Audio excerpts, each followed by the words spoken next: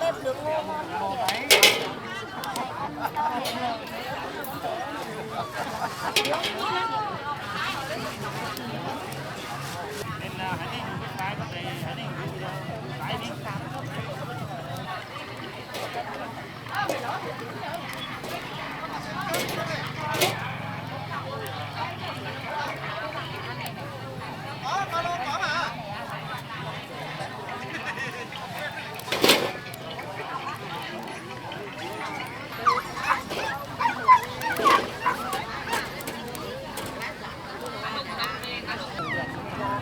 Con này á,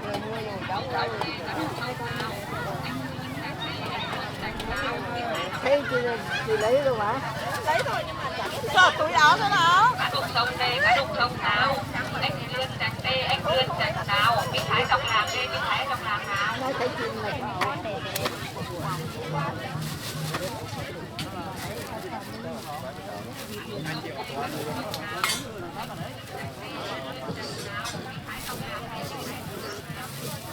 Em tí nữa. Để mang cái miếng của này tí nữa. Cắt chưa? Có mấy cái tinh.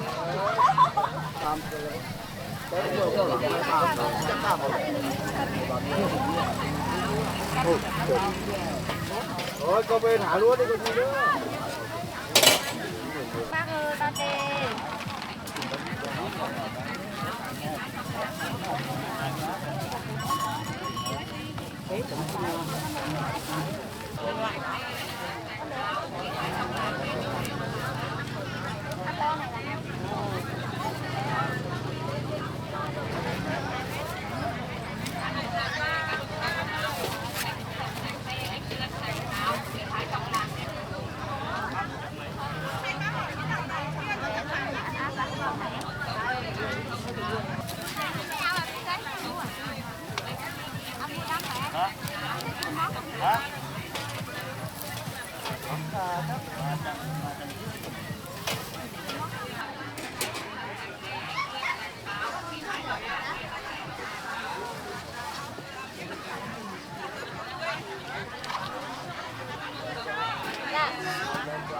Lên của cháu ạ.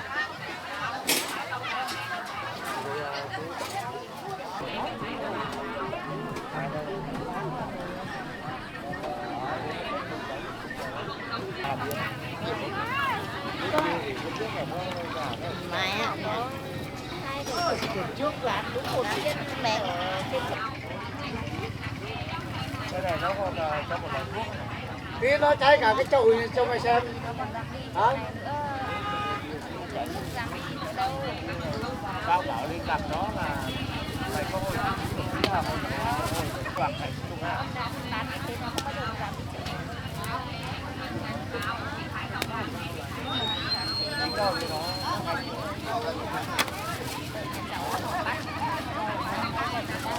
Tức là mình về kiểm tra nhá. Đây này, nhà này hôm qua ông kia cũng vừa bắt cho khách về ăn con nay nó lại bảo gì đây này đấy. Đó, ở trên hôm qua cái này nó bắt mấy ngày hôm nay rồi. Cái nào nó cũng Sông đây, cá đục sông nào?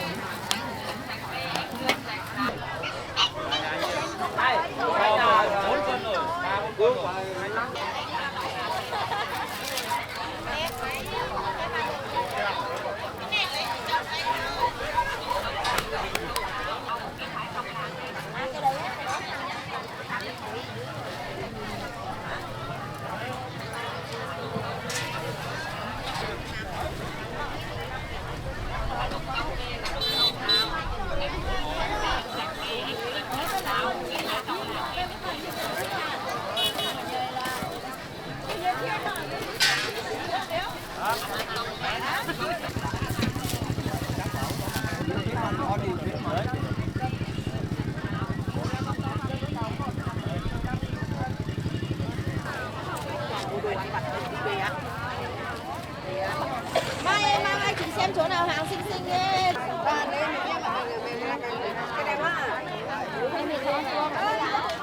Wow, chính chắc về ngồi không biết luôn. Ngồi mẹ luôn.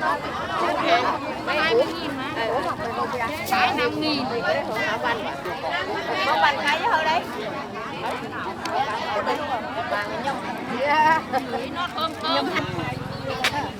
và bắt gì ná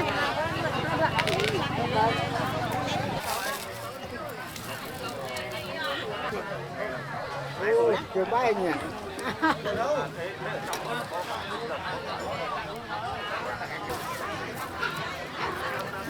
Ngon.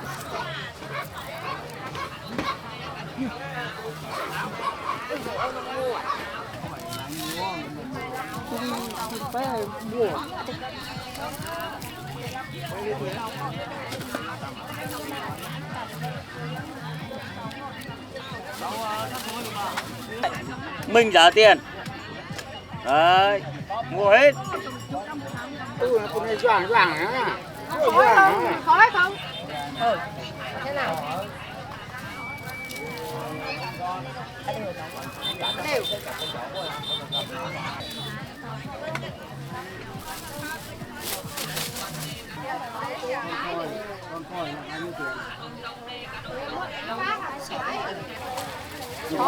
khói là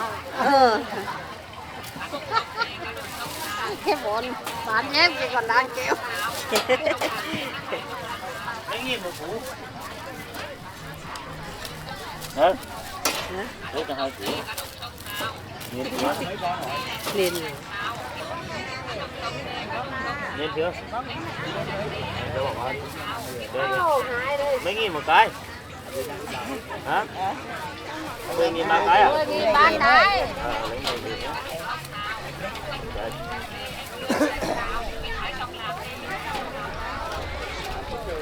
Bay đi. Được chưa?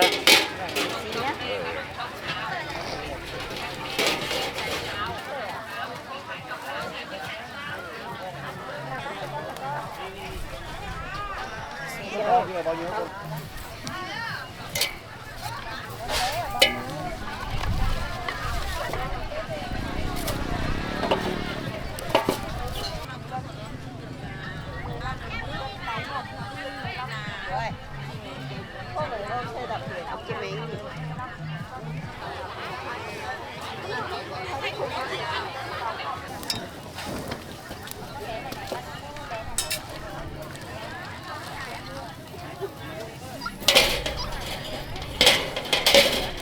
Có bao nhiêu rồi? Đã出得名就得。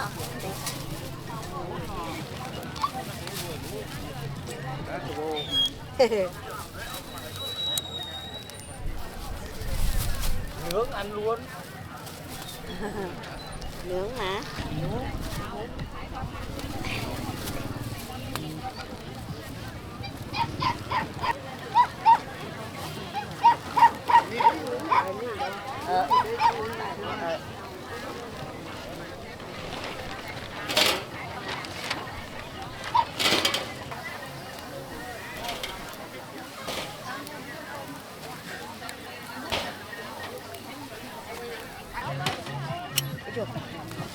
Coba aja lah. Jawab em.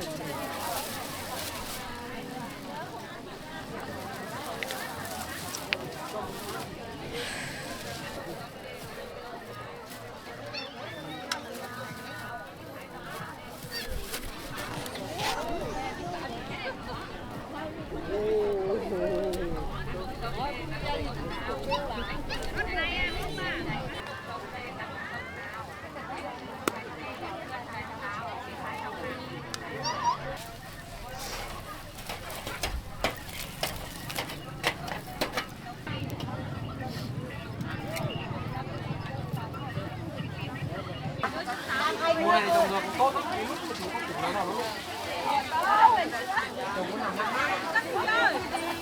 Trồng cái nào là tắm hoa. Không mà nó lên thấy rồi đây.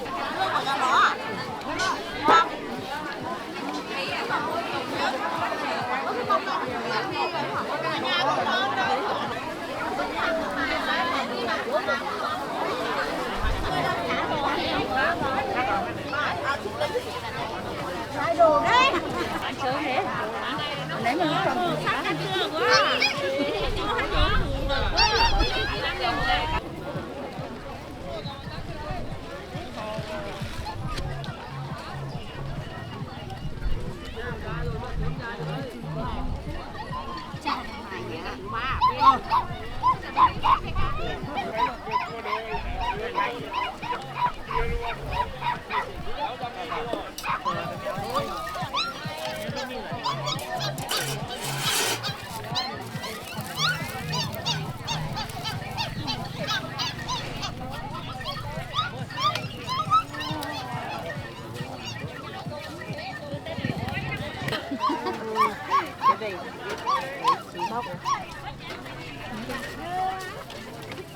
น้ำสวยแน่